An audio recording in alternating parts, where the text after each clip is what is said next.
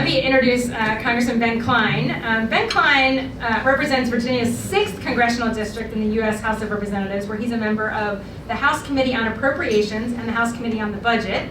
He previously served, and this is where we got to know him and love him, as a member of the Virginia House of Delegates, representing the 24th District from 2002 to 2018. And I will tell you, probably not on his official bio, is he also chaired our Conservative Caucus in the state legislature, which is a really critical group that we connect with to help connect the Senate and the House. Sometimes they don't talk. You'd be surprised how much it's not always coordinated. And then some of the outside groups to kind of go, how do we actually collectively drive the pro-life agenda through this body? So Ben chaired that for a number of years. But back to his official bio, he also, when he was in the House, he was the chair of the Committee of Militia and Police and Public Safety. Prior to becoming an elected official at all, he was in private practice from actually I guess it was during too, but 2007 to 2013, and he served as an assistant Commonwealth attorney for Rockingham County. Do we have any folks? I don't think we have anybody out from your district right now, but okay.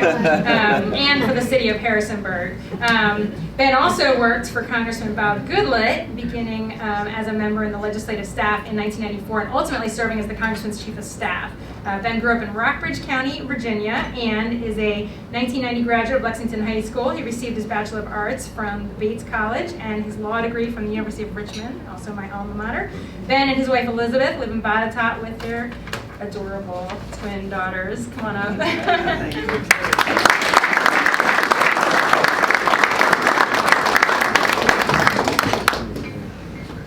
It is great to be with so many wonderful conservative Virginians here in our nation's capital, and it warms my heart, and I have been smiling ever since November 2nd. Absolutely. My colleagues up here in the House of Representatives, they say, "Why are you grinning?" I said, "You'll find out." And I want to thank Victoria for her leadership. The Family Foundation is second to none in advocating for conservative policies in the Commonwealth of Virginia, has led the way toward ensuring that the policies of Virginia are conservative, and that for the entire time that I was in the House of Delegates, 16 years from 2002 when Vance Wilkins left till 2018 when I got elected to the House, we were in the majority. And I did not know how good I had it. And when I came here to the minority as a freshman, having to deal with Nancy Pelosi and her liberal agenda, let me tell you, it was a shock. Because over those 16 years, and it was about 16 years, but since Republicans gained the majority in the Virginia legislature, you all have helped us to move the ball forward on pro-life policy year after year after year. And we had accomplished quite a list of protections for life, for the unborn. And to watch it over the last 2 years get wiped away by liberal pro-abortion activists with Jennifer McClellan and others as their champions, it broke my heart, because you had life protected in Virginia, and it just really demonstrated how quickly it could be lost, and how critical it is to fight every single time, every single election, every single year. And as Victoria said, we're faced with elections every year. Virginia is for lovers of elections. But Victoria has done a fantastic job, and you all have done an amazing job building this activist network and deploying it this year. And your success is evident by the results that we had in Richmond this year. No small part due to the doors knocked by so many volunteers, coordinated through your activist network. And it is just the beginning of what is to come. I am so confident that we have in Glenn Youngkin, Winsome Sears, and Jason Miyares, conservative leaders who are going to advocate for those critical issues, for the family, for life, for religious freedom. And we are going to have a sea change with the help of regaining the Senate in 2 years, that we're going to reenact many of those pro-life policies, hopefully all of those and then some, to make sure that moving forward that Virginia once again becomes a defender of life that can be looked to as a leader across this nation. And it is great to have you here today, because on this day, when we looked to the Supreme Court and we listened to the arguments, I was getting tweets from people talking about Clarence Thomas, who didn't speak and didn't ask questions for decades. Decades. This is the first year that Clarence Thomas has begun to ask questions from the bench. And the tweets I was getting were, he is just delivering for pro-lifers and asking questions that go right to the heart of the matter, and ensuring that hopefully, with the help of prayer from all of us across this country, that we are going to once and for all overturn Roe versus Wade.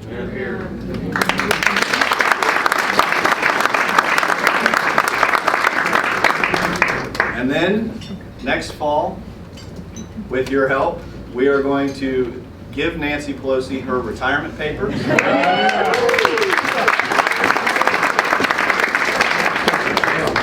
Reverse the horrific practice of taxpayer-funded abortions that we are seeing.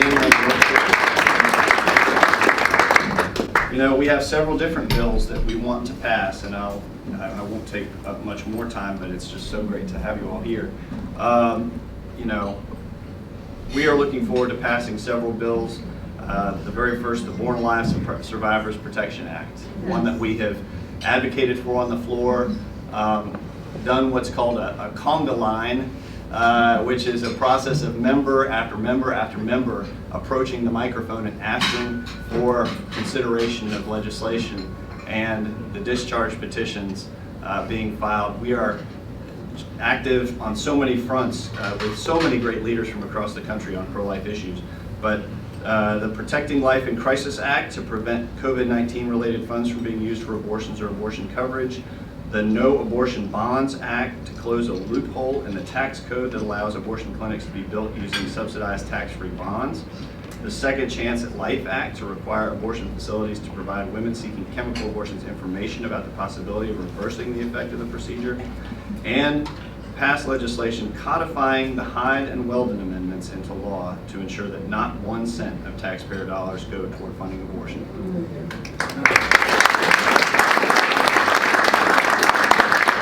So I'm thrilled to be working and fighting alongside my colleagues, Morgan Griffith, who's here, Rob Whitman, and Bob Good.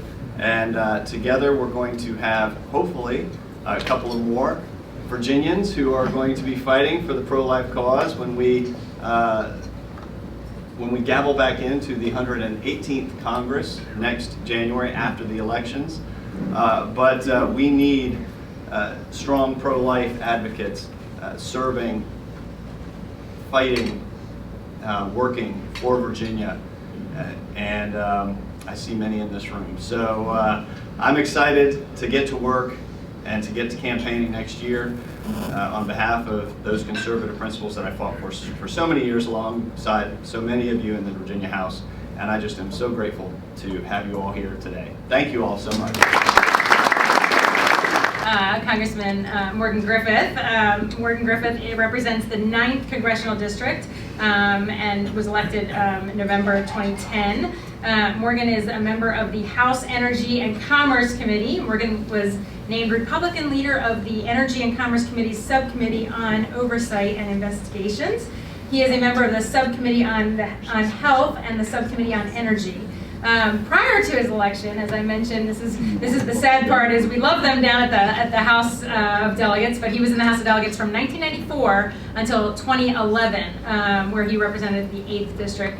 In 2000, Morgan was elected House Majority Leader, so he really helped shepherd a lot of the great things that we got done as the Majority Leader. Really, if you don't watch the House of Delegates, the Majority Leader role is so critical because they're driving floor debate. They are helping make sure that the arguments go forward that actually carry the day and ultimately get you to the vote that you need. So we appreciate it. He did a lot of work for us, particularly on religious freedom issues, actually. I know we're here talking about life, but we appreciate a lot of the things that he did to help advance some of the critical things to protect religious freedom in Virginia. But Morgan is married to Hillary, and together they have 3 children. Thank you for coming.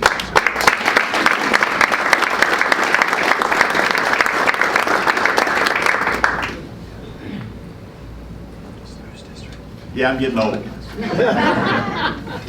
But it's good stuff. I am a little sad though, because when I first got elected to the Virginia House of Delegates, there were a fairly good number of Democrats who were pro-life. This didn't used to be a partisan issue. There may have been more Republicans, but it wasn't partisan. Today, it is by and large a partisan issue. I was talking with the team earlier. I think there's 1, maybe 2 pro-life Democrats in the United States House of Representatives. And that is not the way it used to be. So it's a real shame that we're there. Talking about the good old days, and it was fun to be on the floor when we started passing bills like parental notification, parental consent, 24-hour waiting period, things that we took for granted for a while until the Democrats came in and changed everything in a very short period of time. And until we get the Senate, we probably can't reverse all of that. But the good news is, if we get to a tie, we now have a governor who will sign them back, those protections back into law. And so that is exciting. Probably the thing that I'm the proudest of, and so we were reminiscing this morning knowing I was coming here, the thing I'm the proudest of didn't actually happen on the floor of the House.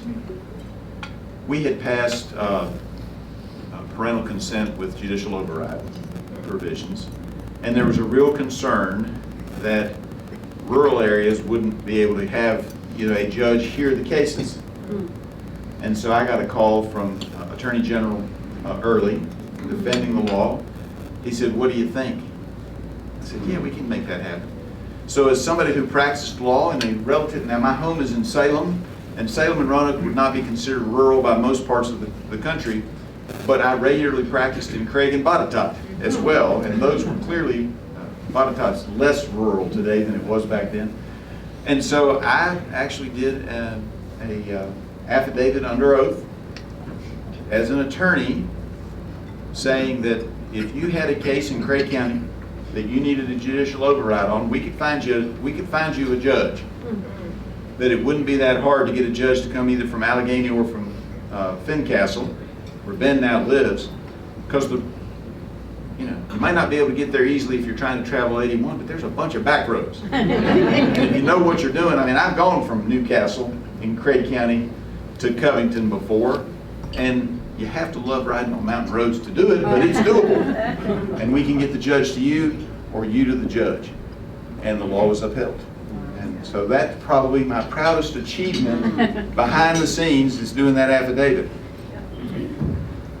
These are such important issues, and the Supreme Court really does have an opportunity. I mean, I'd love for us to get the whole thing lock, stock, and barrel, but even if they give us the opportunity to have more evidence put in on a state's need, I'm looking for the right wording, it just escaped me, but the state's opportunity to put on evidence to show that it has a justiciable cause, that there's harm that it wants to protect citizens from, even getting that much, which wouldn't be the full victory, but every step of the way, which this organization knows and has known, you make those steps forward, and every step along the way you're saving more lives. More people are able to grow up instead of having been aborted. And that's what it's all about. So I appreciate that the Supreme Court's taking it up. I appreciate all of your work in the state of Virginia. I'm going to try not to touch on some of the bills that Ben touched on. But we do have a number of things coming up. The reconciliation bill that doesn't have Hyde. Hyde ought to be in there. I like the idea of passing a bill so it doesn't have to come up every year. Again, at one time that was not considered a partisan issue. That was just common sense. And now in the Washington, D.C. we find ourselves in today, and more in Virginia after I left, it's considered a partisan issue, and it shouldn't be. It's about life. Whether they're Democrat lives, Republican lives, or independent lives, we're trying to save lives. And you all are trying to save lives, and I appreciate that. You can't put Hyde in, but we can spend $85 million to study the impact of climate change on human beings out there, because they say that's going to take lives, and yet we know that not having Hyde will cost lives. So it's hard in the face of this kind of reasoning, radical reasoning, illogic.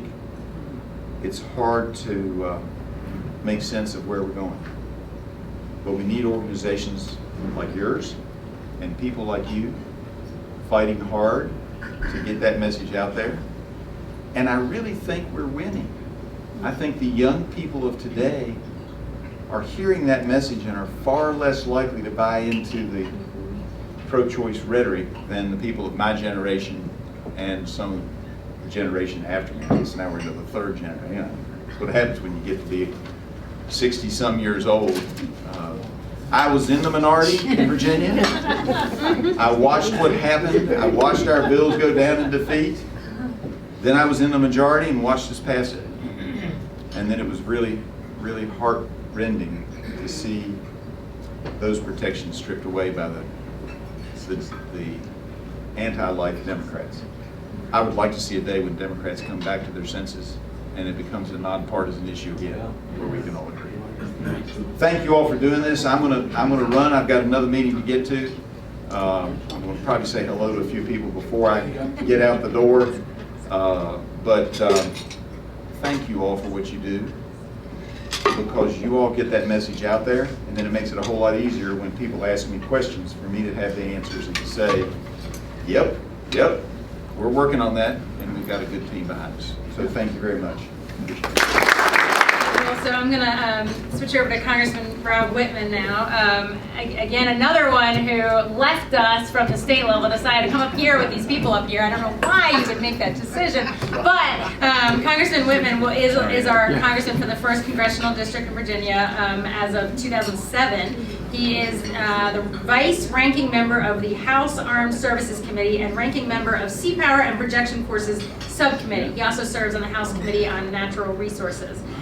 He actually has served as chairman of the Readiness Subcommittee for 4 years and as chairman of the U.S. Naval Academy's Board of Visitors for 9 years. Congressman Whitman also serves as the co-chair of the Chesapeake Bay Watershed Caucus, co-chair of the House Rural Broadband Caucus as well. For more than 30 years, Rob has served in several levels of government, from Montrose Town Council to United States Congress. Prior to his election to Congress, Rob spent 26 years working in state government, most recently as field director for the Virginia Health Department's Division of Shellfish Sanitation and as an environmental health specialist for local health departments. That's a mouthful. You got a lot of stuff.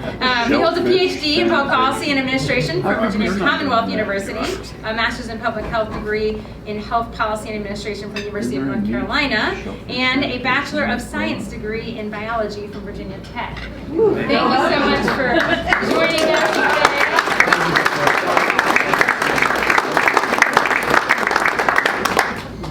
Well, Victoria, thank you so much, and good afternoon. Gosh, what an honor and privilege it is to be back with you. The Family Foundation continues to do spectacular work advocating for things that we all hold near and dear to our hearts, and that is the value of human life, the value of our faith, the value of our communities, all reflected in what you do each and every day. And just as Morgan said, and I know Ben and Bob have reflected on this too, you are indeed the front line of what needs to happen on a daily basis to make sure that these issues stay in the forefront and to make sure that our elected leaders know that they are responsible for their decisions, especially as it relates to things incredibly important like the protection of life. For me, it's very, very important that we speak out on protecting life. And that's why the Dobbs case is so incredibly important. While it doesn't go as far as maybe what we would like, it does open the door to say that there is a place where you can say that we have an obligation to protect life. For me, that's incredibly important. So I'm going to tell you a story. A number of years ago, there was a young lady, actually in the Northern Virginia area, that found herself facing an unexpected pregnancy. And she had a difficult decision to make. And there were lots of pressures around her about what she should do, whether she should keep the child, whether she should look at having an abortion.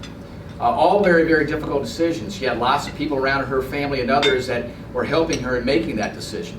And she ultimately decided that it was her decision to keep the child.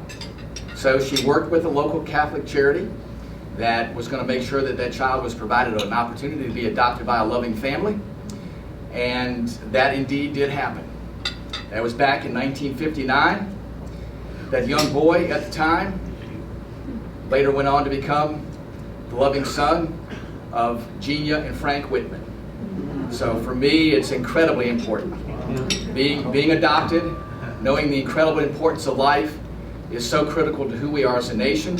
It is a window into the soul of each of us. Anybody that can look at a life, in my mind, in any stage, and I'm a biologist by training, so to me, life does begin at conception. No two ways about it. That's where I believe it. But anybody that can say that that is not a life, that is indeed a choice, doesn't get it. Or does not look at others in the eyes that we should, and that is looking at each other as human beings, as individuals that have a right to exist, the right to life, period. Pretty plain and simple. And making sure we're out there fighting this each and every day is incredibly important, making sure we're doing the things necessary to bring forth the cases that we see, like was before the Supreme Court. Now, the Mississippi case is going to be groundbreaking. I believe the Supreme Court has a clear path to rule in favor of supporting the Mississippi law. I think that'll be incredibly important. I agree, too, that we're starting to see a change in the outlook of folks across the country. The thing that really encourages me is as you talk to the newest generation, the young folks, teenagers, folks in their 20s, when you ask them about what life means to them, when does life begin, what do we have to do as an obligation as human beings to protect life, they're overwhelmingly in favor of saying, there's a moral place that we need to be as a nation. We do need to make decisions based on how we treat each other as human beings, how we respect life, how we do the things necessary to protect life. I'm very encouraged by how they are looking at this particular issue. What we have to do is continue to encourage them to speak out and to be vocal. That is incredibly important. Making sure, too, that we look at all the other elements of government in the same way. We see things happening not only here, but in Richmond that cause all of us pause. And the Family Foundation has been out in front to make sure that we're not only protecting life, but we're also making sure, too, that we're protecting our religious liberties and freedoms, that we push back against an overreaching government. And we see in every instance, whether it's in Richmond or whether it's in D.C., government continue to overreach. Whether it's a vaccine mandate, again, taking away your right to make a decision about your determination of whether or not vaccine is okay for you. That's an individual health decision that I think is incredibly important. I want to make sure that we preserve that. If you look, too, about the other ways that they're trying to grow government, it's unbelievable, whether it's the Build Back Better Act, better known as the Biden's Big Boondoggle, or whether it is the infrastructure bill, all those things continuing to spend money that we don't have and doing things that are well outside the scope of what I believe government should be doing. Folks have asked me, yes.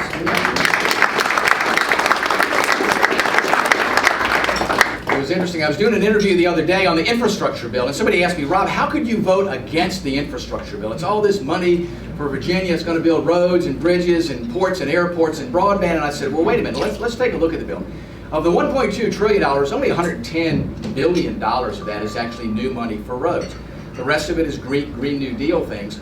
And why couldn't Congress have taken the $700 billion that's left over from the American Rescue Plan, which I thought was unnecessary spending, but it's there, it's been done. I voted against it, but it's there, it's been done. Why couldn't we take the $700 billion left over from that bill that's already been borrowed and say, you know what, we're going to spend that on roads, bridges, ports, airports, and broadband, and nothing else, no Green New Deal stuff, nothing else. Money we've already borrowed, then we wouldn't have to borrow another $1.2 trillion for many things unrelated to transportation. So it's just that sort of growth of government effort that goes on up here where there is no end in sight. And when you see even folks in the administration that say, well, inflation is not transitory and this government spending will have an impact on our economy, where does it end? Where does it end?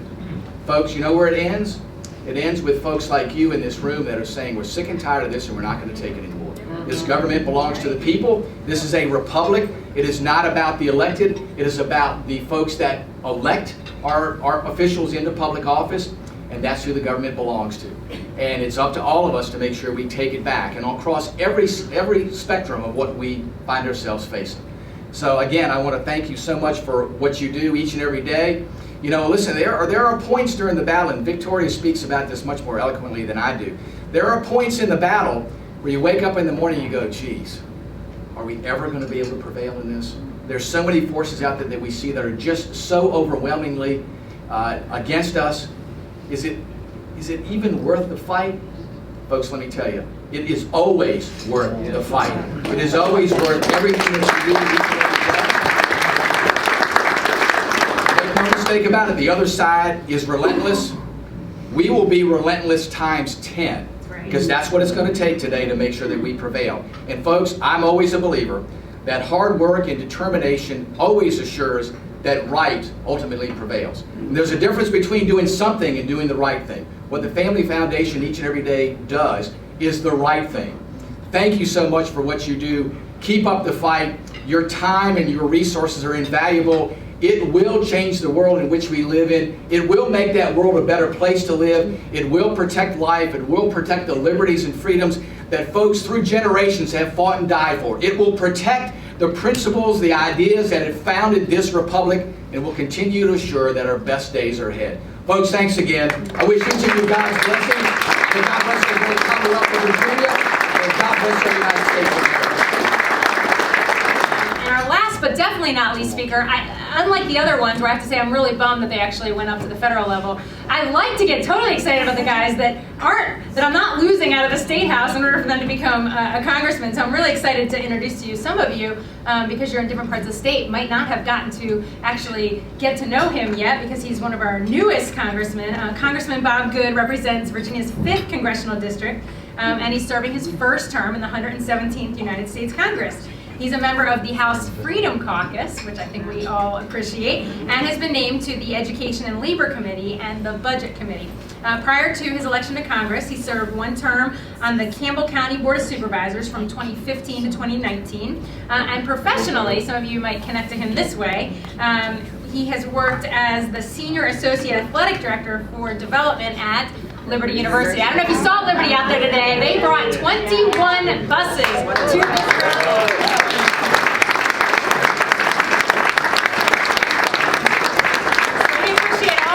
He has done to help raise money for a school that gets it in that way. And he also, that did follow a 17-year career in, with City Financial, so he's done other things too, but we love his work connecting Liberty to these kind of things. Bob lives in Campbell County with Tracy, his wife of 32 years. They are the proud parents of 3 adult children, Patrick, Sydney, and Connor. Would you come share with us?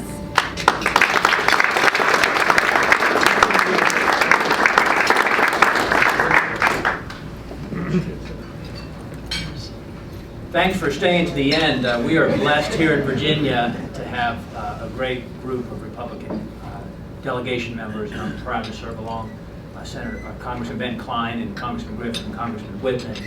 And it's a privilege to address you as part of the Family Foundation because I love the name. You think about what the name means. The foundation of our society is our family, our faith and our foundation. I got a little bit of trouble on the House floor, good trouble as somebody once said, but because in a speech recently I said, and I've said this many times in interviews, but I said on the House floor for the first time that almost everything that plagues our society is a failure to follow God's design for morality and for the family.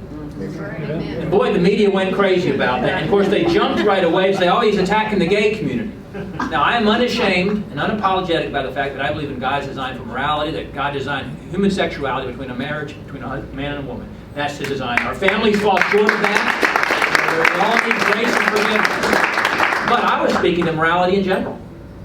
Because if you think about those who we know in our lives who are in disarray, who are struggling or having trouble, whose lives are upside down, have they followed God's design for morality in the family? In almost every case they have. And you don't trust those on our side, I use that term loosely, who say, well, I'm a fiscal economic conservative, that's what I focus on. Because if you don't have that foundation, if you don't have that moral compass, if you're not relying on a higher power or a higher sense of truth, then everything is relative.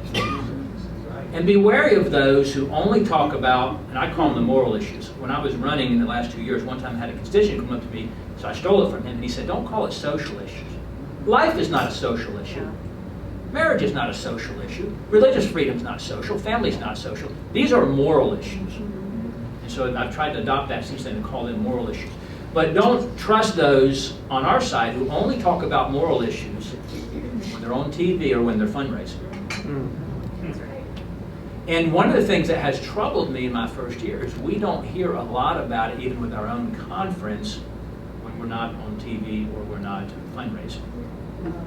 But this issue before us today, that it's so exciting, we're on the precipice of perhaps a traumatic change. And this Supreme Court needs to show courage and go all the way. Because the big lie, we hear the big lie a lot in our country, so the big lie is that there is a constitutional right to abortion. That is a lie. The other big lie, as it applies to this issue, and Victoria and some others have alluded to this, is that the majority votes pro-choice. We saw in Virginia, thank God for the results, as has already been mentioned by my colleagues in Virginia, they tried to nationalize the issue on the other side, and they tried to make it about abortion, about the killing of children. And what happened? We overwhelmingly won in spite of them doing that.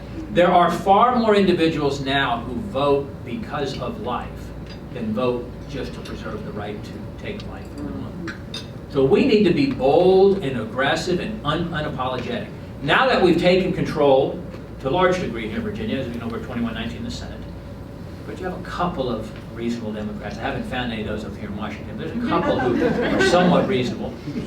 We need to be as bold and unapologetic in advancing our agenda and turning back or reversing these policies of the last 2 years. And I pledge to you that as I do here in D.C., I will do all I can to hold our Republicans accountable. I expect Democrats to act like Democrats. And here in Washington, D.C., the division is deep, and this Congress is all in. I haven't met any of those pro-life Democrats, but even those who would claim to be moderates here in Virginia, and again, when they would run as, quote, moderate Democrats, they have voted 100% with AOC, Pelosi, Maxine Waters. There's been no daylight, no separation there. The Democrat Party's become evil. Evil to its core. It has. And there's no equivalency here. There's right and there's wrong, and there's truth and there's error. And we stand on truth.